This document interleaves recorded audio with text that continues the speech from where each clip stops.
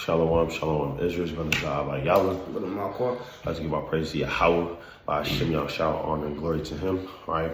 It's going to be just a quick cold cut going into how to survive a famine, right? How to survive an economic collapse. Because this country's on the verge of collapsing. This country's on the verge of going down. Verge of going down, man. The dollar's collapsing, right? The yuan is prevailing. All of these countries are linking up. They looking to forsake America. You got prices rising all over the country, man. You want to know how to survive a famine and how to survive an economic collapse, right? Through the words of the Lord, right? The first precept I'm going to get is Hebrews chapter 11, verse 1. I actually go to Romans 15 and 4. All right, how to survive an economic collapse. What do you do? All right, it's Hebrews. Actually, it was Romans chapter 15 and verse number 4. For whatsoever things were written aforetime were written for our learning, and that we through patience and comfort of the scriptures might have hope. So we have to look back in the past. We have to look back what our forefathers did, right? We have to look back in the scriptures and see the answers, man, because the Bible has all the answers. See what we can do and see what the word of the Lord says, man, because the words of the Lord are going to give you comfort of the script. They're going to give you comfort. And these things are going to provide you hope, especially in the last days when you see an economic collapse, man, because America's not the first empire to fall, right? You had a lot of empires fall before. And what did our forefathers do before that time? All right, let me get one more precept. All right, we go to Jeremiah chapter 6 and 16. All right, so what do we do? You call the police, right? You call the fire trucks. How do you survive this thing, man? All right, this is Jeremiah 6 and 16. Thus saith the Lord, stand ye in the ways and see. So we're standing in the ways we're trying to see, right? And it says, and ask for the old paths, where is the good way, and walk therein, and you shall find rest for your souls. But they said we will not walk therein. So you want to find rest for your soul, especially in this failing economy, right? You want your soul to be put at ease through the Lord, man. So what do we have to do? We have to look at the old ways and see what the Lord written for our forefathers, written for our salvation, written for our learning, and we have to apply those concepts. You got something?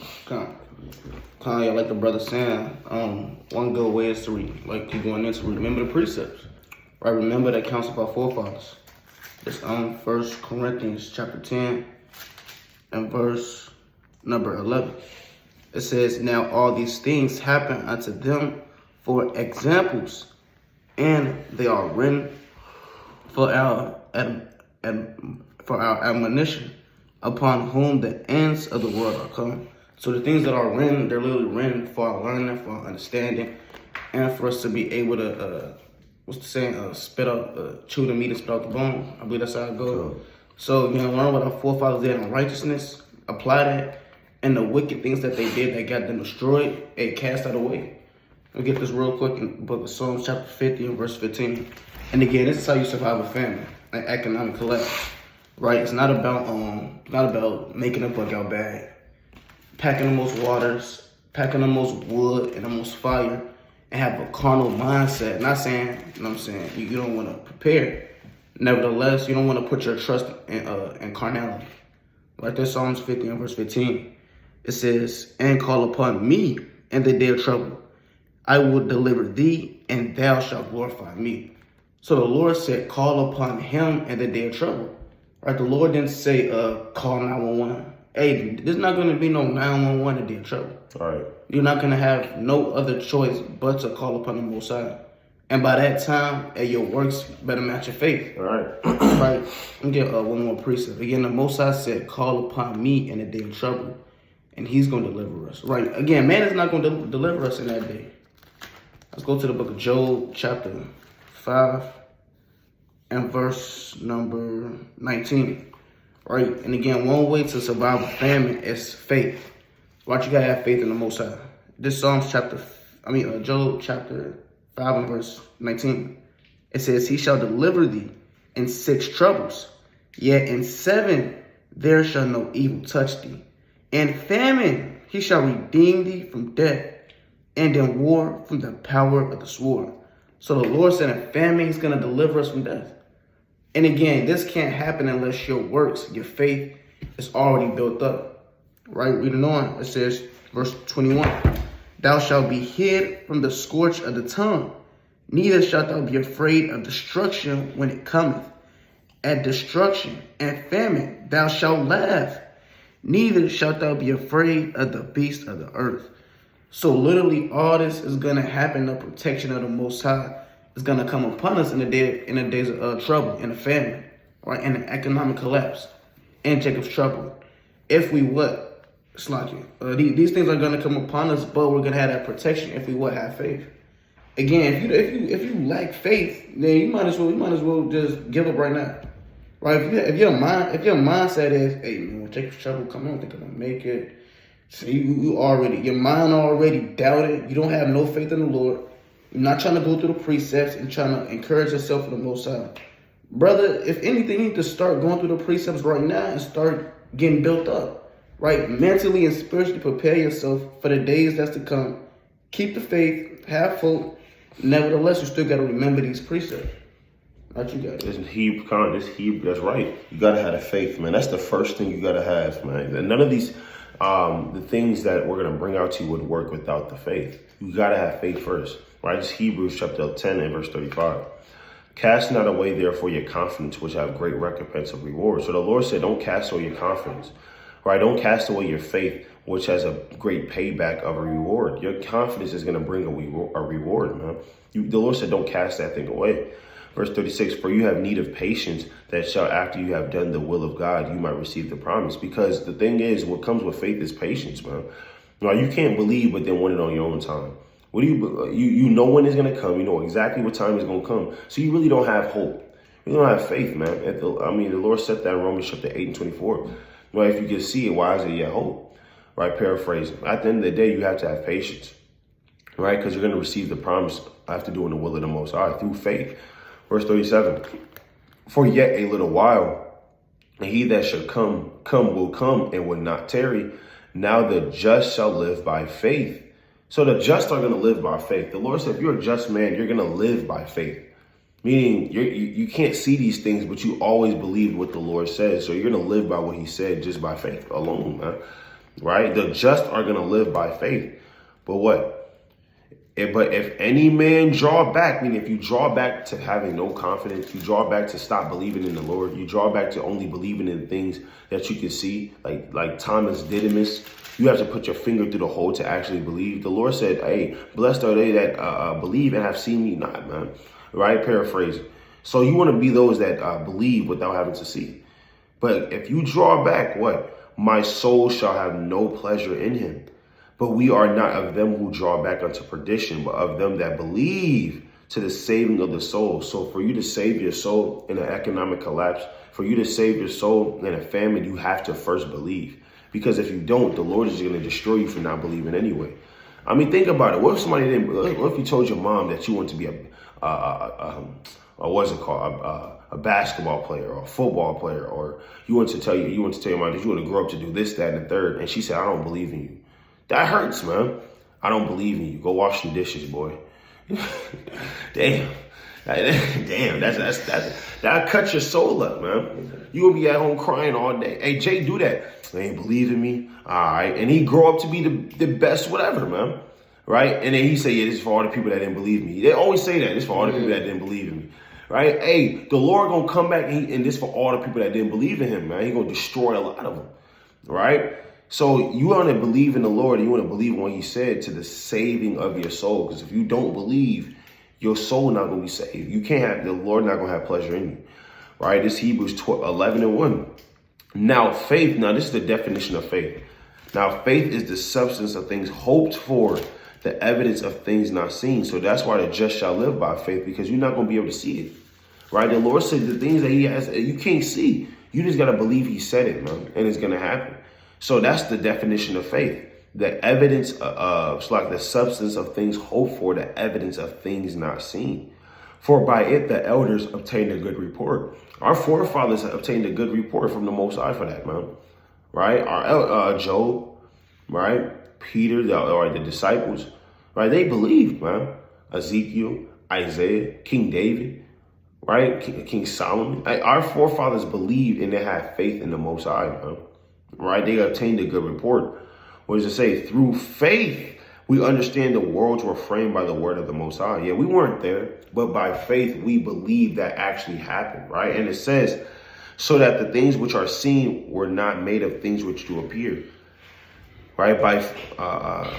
And it goes down to the list of our forefathers, overcoming through the faith of the Most High, man. Right? So we have to have faith. That's the first thing you're going to need, is just simply having confidence and believing that with the things that we're going to bring out, the words of the Lord, that you can actually survive a famine and economic collapse. But you have to believe. But you got it. Let's go to Philippians chapter 4 and verse number 13. All right, let's go to the book of Philippians chapter 4 and verse number 13. It reads, I can do all things through Hamashiach, which strengthens me. Right, and that's plain. Right, we can do all things through the Lord, which strengthens us.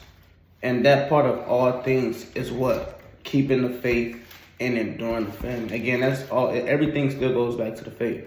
Right, faith and works, your belief.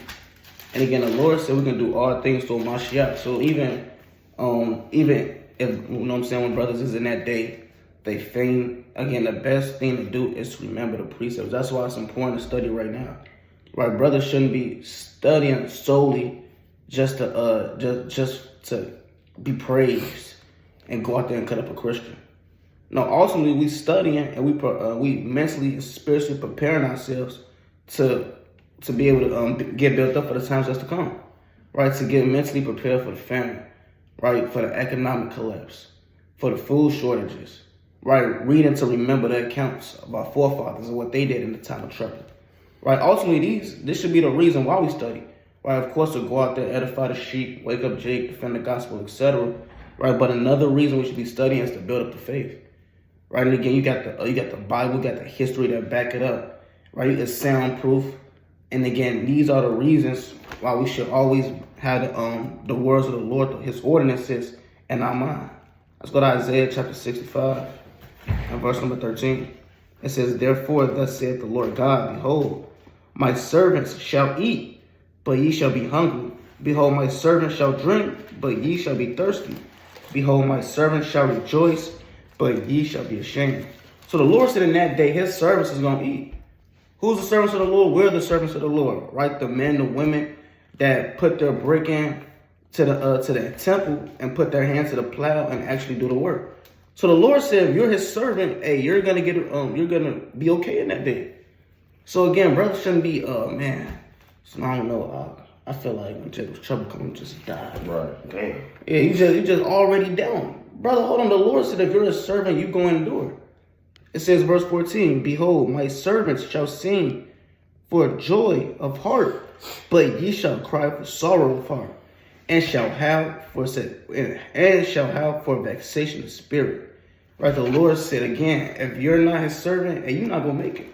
But guess what? The real servants, the real men and women of the Lord in last days, they gonna make it. They're gonna endure. How do we know? Because it's already written. Right? So stop down, brother. Stop down, sister. And remember, keep faith. Let's go to the book of Psalms, chapter 37, and verse. Let's see what I want. Psalms chapter 37. And verse number 25, it says, I have been young and now am old, yet have I not seen the righteous forsaken, nor his seed begging bread. Right, so King David said he's been young and now he's old and he's never seen the righteous forsaken. Right, it says he is ever merciful and lendeth, and his seed is blessed. Right, so again, if you put in the work, right, again, you putting your hands to the plow. And the Lord said in that day, you're not going to be forsaken. Why? Because your works, your faith is going to back up everything. And the Lord's literally going to have an angel in that day to guide you into salvation, man. And that's beautiful. And that shows that the Lord is never going to neglect the righteous. That's why it's important right now to make sure that we put in the work that we put in, go as hard as we can, so in that day we can receive that mercy and grace from the Most High. Right, you got it. We're going more on faith, right? It's 2 Corinthians chapter 5 and verse 7. For we walk by faith not by sight. Right? So that's plain. We walk by faith, not by sight. We are confident, right? Confidence goes back to the word with faith. I say, and willing rather to be absent from the body and to be present with the Lord. Wherefore we labor that whether present or absent, that we may be accepted of him. So we labor, whether dead or alive, we can be accepted by the Most High. Man. So then that's faith in itself. Is just understanding that when we labor, and we may die in this thing and not see the promises like our forefathers, but then we have faith that we will be resurrected, man. Right? Or it be on the earth, the Lord can save us, and some brothers will never see death. That's faith right there. So we walk by faith, not by sight, because you're going to need these things, because the destruction the Lord is going to bring upon Israel in these days, man. You're going to need faith, man. Let me go to Isaiah 51. Let's get some examples. We go to Isaiah 51 and 19. All right. That's the book of Isaiah, chapter 51. Verse 19. All right, so this is Isaiah chapter 51 and 19, and it says, these two things are come unto thee. Who shall be sorry for thee? Desolation and destruction, the famine and the sword, by whom shall I comfort thee? So the Lord said desolation, destruction, famine, and sword. And he said, which one am I going to do to you, man? Right? You got to understand, the Lord's going to bring these things upon Israel in these days. Why? Because of the transgressions of our people.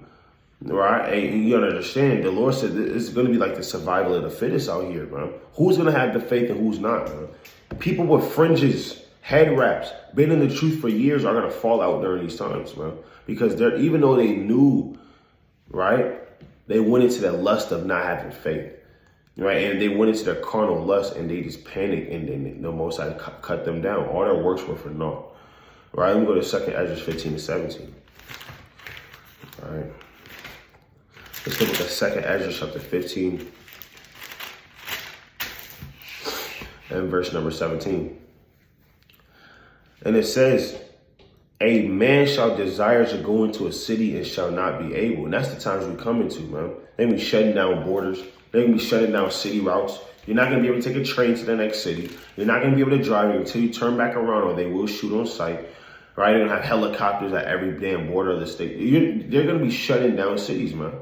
Verse 18, for because of their pride, this city shall be troubled, the houses shall be destroyed, and men shall be afraid, man. Grown men crying, afraid. What are we going to do? Houses going to be destroyed, people breaking into houses, looting out houses, man.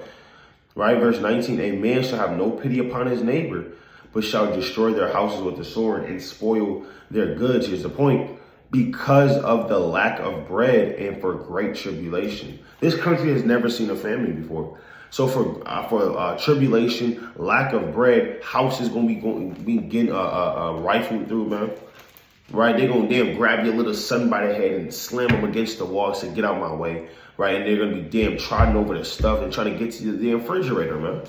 For lack of bread. You're gonna need faith when these things happen. People will be beating at your door, trying to kick your door in, man. Right? Trying to grab up your wife and eat your wife because they're hungry, man. It's going to be bad in that day, man. You're going to need faith for what's coming on the earth, man. Right? Let me get one more precept. Let's go to 2 Kings. All right? This is what happened, man. That's why the Lord said we got to go through the accounts of our fathers. Right? This is the book of 2 Kings. Chapter 6. All right. Let me start at verse 25.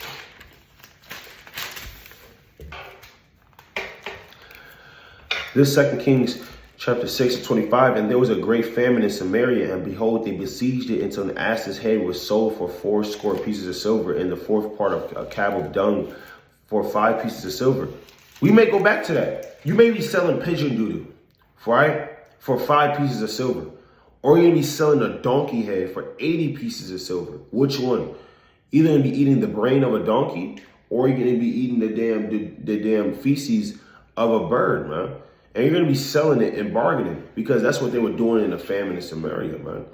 Men are going to have the same ideas on earth, right? Verse 26, and the king of Israel was passing by upon the wall, and there cried a woman unto him, saying, help me, help my lord, O king. And he said, if the Lord do not help thee, when shall I help thee? Out of the barn floor or out of the winepress? So that's the spirit that men are going to be moving in. You're not going to be able to get any help unless it's by Yahweh Bashim Yahushua. He said, where should I help thee if the Lord don't help thee? What, you want me to go in my wine press? You want me to give you some bottles of wine? You want me to go into the barn floor like I got some weed in there? He understood, only the Lord can help you in these days, and that's the spiritual we got to move in. Oh, where should I help thee? Right? The Lord has to help you. Right? Verse 28, and the king said unto her, what aileth thee? And she answered, give this woman said unto me, give thy son that we may eat him today, and we will eat my son tomorrow. So we boiled my son and did eat him. Right? And said unto her on the next day, give me thy son that we may eat him. And she had hid her son. Cannibalism is coming back on the earth. The king of Israel ate his own son. He ate his child. Look at your firstborn son right now. Go call him in the room. Yo, and look at him. And guess what? Hey, in those days, if you don't have the faith, you will be eating your own son, man. And she hid her son. She was being subtle. She knew she wasn't going to eat her son. She ate his son and hid her son. That's the days we coming into. People hiding their sons and eating your kids, man. You see that? You got it. It's Jeremiah chapter 30, verse number 7. It says, alas, for that day is great, so that none is like it. It is even the time of Jacob's trouble, but he shall be saved out of it. Right, so the Lord said no day is going to be like Jacob's trouble. Right, again, when the lights cut out, when it's massive killing and death, and it's stinky. And again, the Most High said it's gonna be no other time than slavery. Literally every time period in history, 70 AD, any time period in history you can think of, the Most High said that the days that's coming is gonna be worse than all that. And again, no man carnally can be able to survive it. At least the Most High be with him. Right, real quick, let's go to 2nd Esdras chapter 6 and verse number 22. Right, 2nd Esdras chapter 6 and 22. I'm starting at verse 21. It says, and the children of a year old shall speak with their voices. The women with child shall bring forth untimely children of 3 or 4 months old, and they shall live and be raised up. And suddenly shall the sown places appear unsown, and full storehouses shall suddenly be found empty. So the Most High said that the full storehouses, right, the stores, the damn factories, the Most High said that they're suddenly going to be found empty. Meaning, it's not going to be no food in the store. So you can't say, well, it's famine. That's easy. I'm just going to go to Walgreens. Right. Oh, yeah, see, I already thought that. No, there's not going to be nothing in the stores. Right, you're trying to break into somebody's house. Right, they're not going to have any food. They done took the food with them. And that day, man is gonna. Hey, let's get real quick Matthew chapter 24, verse 12. Right, in that day, man's love is gonna wax old. Right, real quick. Matthew 24, real quick, in verse number 12. It reads, and because iniquity shall abound, the love of many shall wax cold. Right, it's gonna be a complete amount of spirits working on the minds of men in that day. Right, and like the brother was saying, it's gonna be a high level of cannibalism.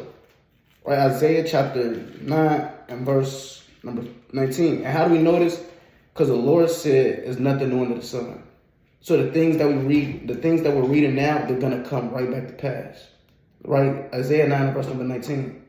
It says, through the wrath of the Lord of hosts is the land darkened, and the people shall be as the fuel of the fire. No man shall spare his brother. So in that day, no man is going to spare his own brother. And you literally might have a brother, right, same mother, same father, and he might betray you in that day. He might deliver you up food, right, for God knows what. Why? Because again, the love of many is going to wax cold. It's already written. Verse 20, it says, and he shall snatch on the right hand and be hungry, and he shall eat the left hand, and they shall not be satisfied. They shall eat every man the flesh of his own arm. So in that day, the damn famine is going to be so bad, men are going to be eating their own flesh. Right? And Jake, you don't see that now. Are you walking down the street and you just see a man, he cutting off his arm and he putting his skin on the grill? Right. That's not normal. But again, the days that's to come, that's going to be normal. That's how bad it's going to be. Right? And again, no carnal man can be able to endure this thing, at least the Most High be with him. Right, let me read that again, verse 20. He shall snatch on the right hand and be hungry, and he shall eat on the left hand, and they shall not be satisfied. They shall eat every man the flesh of his own arm. Flesh tacos. Yeah, flesh tacos. Crazy. You got the damn skin. You think in a steak. Your mind, you hallucinate. You think in a steak. You're like, damn. All you gotta do is imagine. Yeah, all it takes is that one quick damn wicked thought, damn demon stopping. No, you know you're eating your own flesh. Right. That's the last precept. Ecclesiastes chapter 12 and 1. It says, remember thy creator in the days of thy youth, while the evil days come not, nor the years draw nigh, when thou shalt say, I have no pleasure. While the sun, or the light, or the moon, or the stars be not darkened, nor the clouds return after the rain. And the day when the keepers of the house shall tremble, the strong men shall bow themselves, and the grinders cease because they are few, and those that look out the windows be darkened. So the Most High said, remember our Creator in the days of our youth, meaning right now, right? So this is the time again to stack up, to eat it all up, take it all in. And this is also a part of counting the cost, right? Putting our hands to the plow. And again, hey, if you already in this truth, there's no turning back. Right? If you turn back now, death is at the door. So we have no other choice but to endure, go through the precepts, have the faith, remember it counts, right? And endure through the spirit of Yahweh by Shem Yahushua, because he said, remember the creators in the days of our youth. Right, you got it. Con, and now that we understand you gotta have faith, you understand these things are coming on the earth, what do? Jake, you're not gonna be able to go to McDonald's, man. You're not gonna be able to, see grocery stores. People lack faith when they don't see a grocery store. The Lord can feed you in any other way.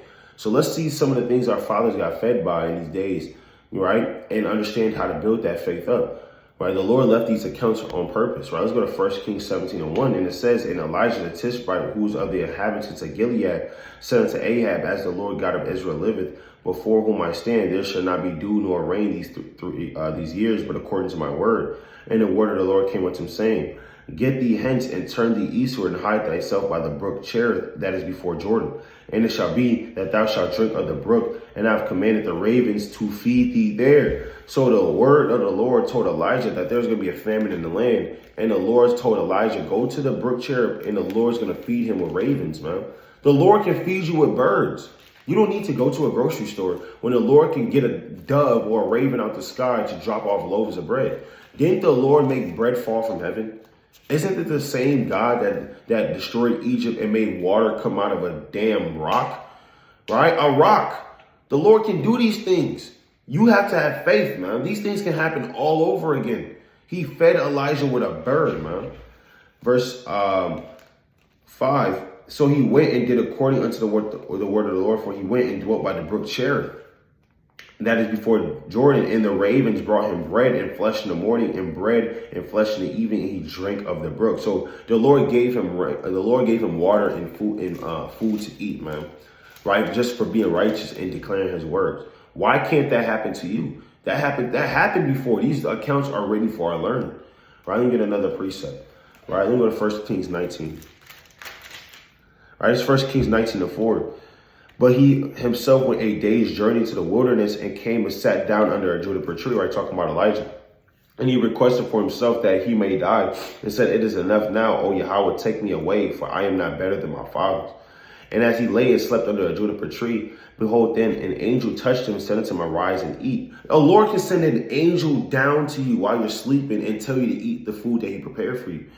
Right? And it says, and he looked, and behold, there was a cake baking on the coals and a cruse of water at his head. And he did eat and drink and laid him down again. And the angel of the Lord came again the second time and touched him and said, Arise and eat, because the journey is too great for thee. And he arose and did eat and drink and went in the strength of that meat 40 days and 40 nights into Horeb, the mount of God. So hold on. Elijah got sent an angel, and that angel had him eat a cake with water twice.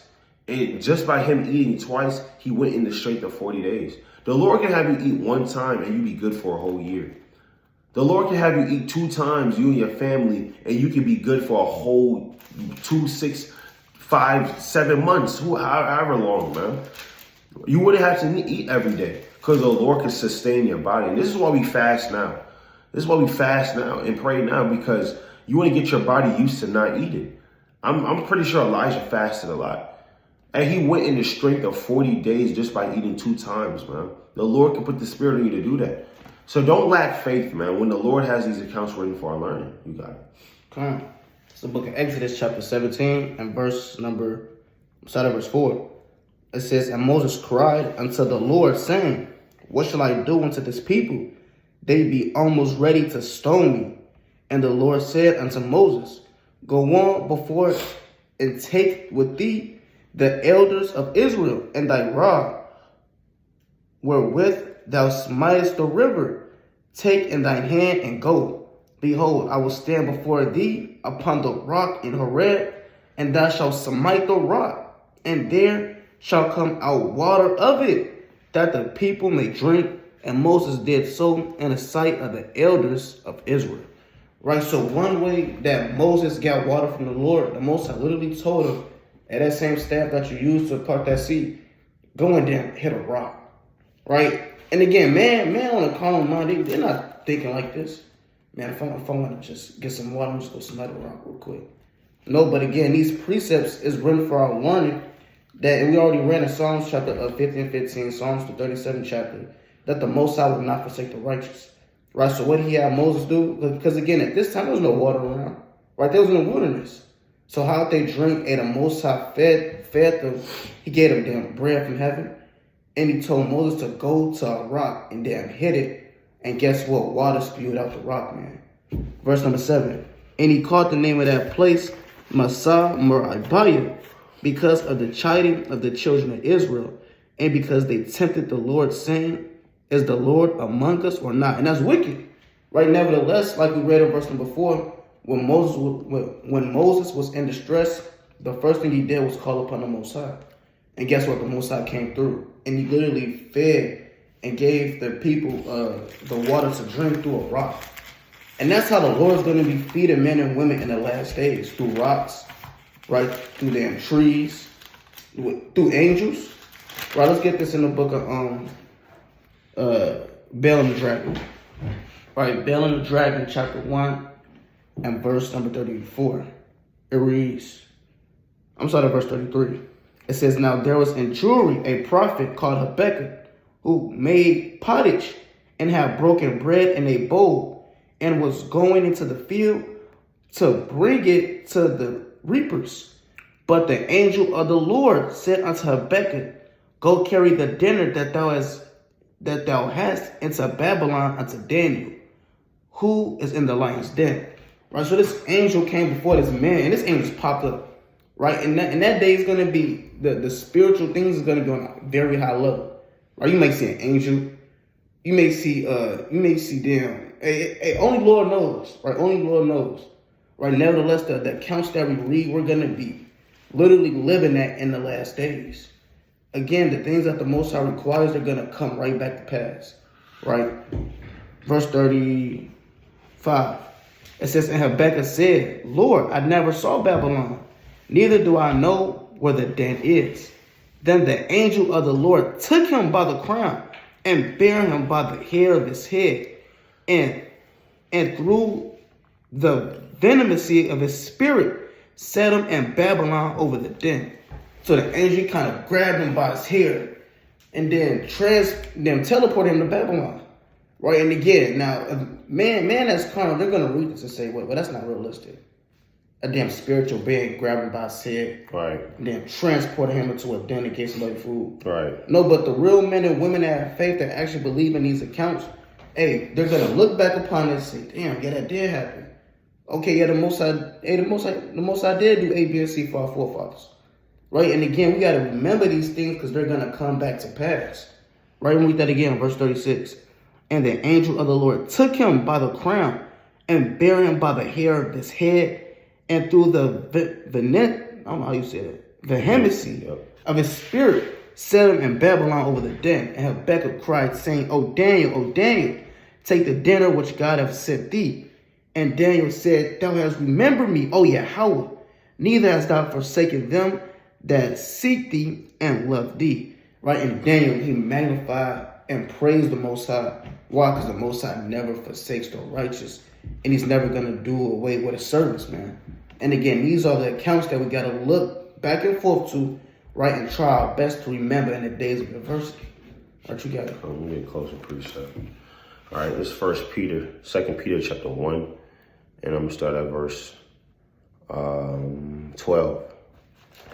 Wherefore I would not be negligent to put you always in remembrance of these things. So we have to put ourselves and put, whoever's watching always in remembrance of these things. Right? Though you know them and be established in the present truth, because you need to have faith. You know some of these precepts, but we got to always remind you and remind ourselves just so we can continue to be established in this present truth and we don't go reprobate. Right? Verse 13, yea, I think in meat, as long as I am in this tabernacle to stir you up by putting you in remembrance. Right? So as long as we in this tabernacle, as long as we in this body, in this flesh, we always got to put our brothers and sisters in remembrance of the times of what's about to happen on the earth, man. Because if not, then we would be going off, man. So that's why we got to continue to exhort, to continue to have the faith, right? So we can survive what's actually about to come to this earth, because it's not going to be pretty, man. All right, but you got to give me. Come on. It's the book of Galatians, chapter 6, and verse number 9.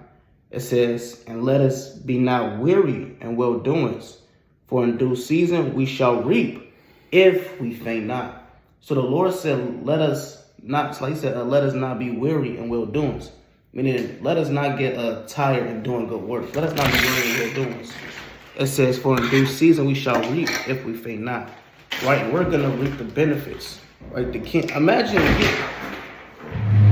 you enduring all things. Imagine the gift that the Most High has for you at the end, the reward. Right? Move that again. It says, if we faint not. And the whole goal is to not faint. Right? Not faint now. Not faint in the day of adversity. Right? Nowhere within this walk did the Lord say, faint, it is what it is, I'm still look out. No, these promises that's also written, that's for the men and the women that faint not and endure. Right? So faint not, Israel, keep the faith. I got one more precept of the Spirit. Let's go to the book of Baruch 4:28. As a matter of fact, let's see. Let me get Baruch 4:28. It's the book of Baruch, chapter 4, and verse number 28. It says, for as it was our mind to go astray from Yahweh, so being returned, seek him 10 times more. Right? And as our minds was in the world, going astray, or even falling short, and the Most High said we got to seek him 10 times more. Right? And again, this is practically the milk. Right? Remembering the accounts of our forefathers, going into faith, going to endure famine. Right? Yeah, the meat, right? That's a good thing to know as well. Right? Breaking down all aspects. But we always want to go back to the milk, because the milk ultimately is what's going to save us. Remember the accounts, the precepts, our forefathers, etc. But with that, okay. Let's give our praise to Yahweh by Hashem Yahweh Shai, right? And the Lord willing, this is edifying, man. You took good notes. Most High willing that you got put in remembrance, turned up your spirit, man. But it's Abba Yalla. Brother Marquas. That's a bit of mighty Shalom. Shalom.